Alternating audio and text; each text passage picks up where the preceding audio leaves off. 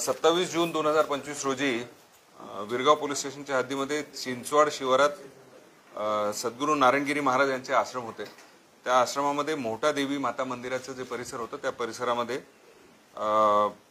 एक महिला प्रवचनकार कीर्तनकार होत्या सुनीताताई अण्णासाहेब पवार महाराज यांच्या डोक्यात कोणीतरी अज्ञात लोकांनी दगड घालून त्यांची हत्या केली आणि त्या मंदिराच्या परिसरातनं चोरी करून काही वस्तू पैसे वगैरे घेऊन पसार झाले याबाबतची घटना झाली होती।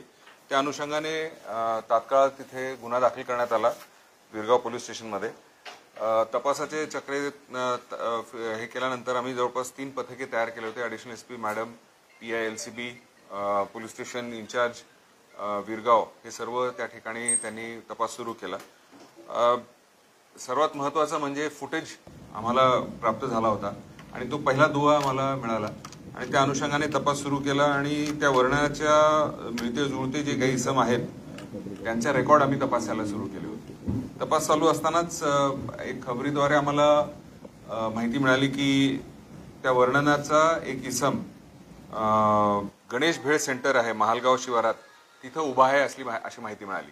ही काल संध्याकाळची गोष्ट आहे आणि त्या अनुषंगाने मग PI LCB इन्सिडेंटली तिथेच होते, त्यांची टीम आणि PI विरगाव इन्चार्ज जे होते तेही तिथेच होते। ते तात्काळ तिथे रवाना झाले आणि त्यांनी तो जो संशयित इसम होता संतोष उर्फ भाईला चव्हाण याला ताब्यात घेतलं।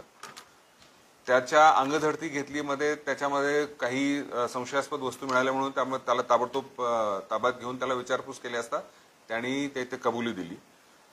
त्याच्याकडून माहिती अशी मिळाली की त्याचा जो दुसरा साथीदार होता जो की फुटेजमध्ये सुद्धा आम्हाला दिसत होता तो तिथून पळून गेला होता। पण मग त्याला विचारपूस केल्यावर त्याचं लोकेशन आम्हाला तो MP मध्ये जाण्याच्या प्रयत्नात होता हे असं कळल्यानंतर तात्काळ LCBची टीम जी आहे रवाना केली आणि रात्री उशिरा आम्ही त्याला ताब्यात घेतलं।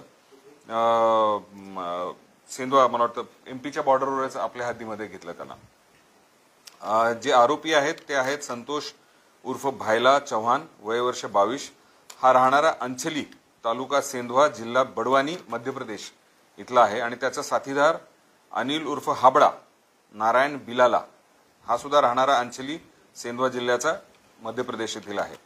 हे दोघंही इथे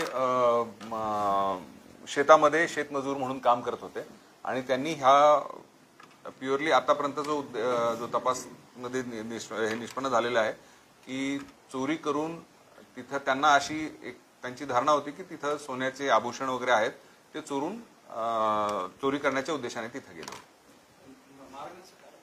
बेसिकली त्या फुटेजमध्ये सुद्धा दिसत होतं की त्यांनी बराच वेळ झटापट केली, ते उघडत नव्हतं हे आणि मग त्या दुसरं साहित्य काहीतरी हातोडा किंवा तत्सम काहीतरी घेण्यासाठी ते मागे गेले आणि कदाचित आता तो तपासात आमचं निष्पन्न होईलच पण कदाचित त्यावेळेस ज्या ताई आहेत त्या जागे झाल्या असाव्यात त्यामुळे त्याने त्याला मारून टाकलं आणि मग नंतर पुन्हा मग चोरी केलेली आहे।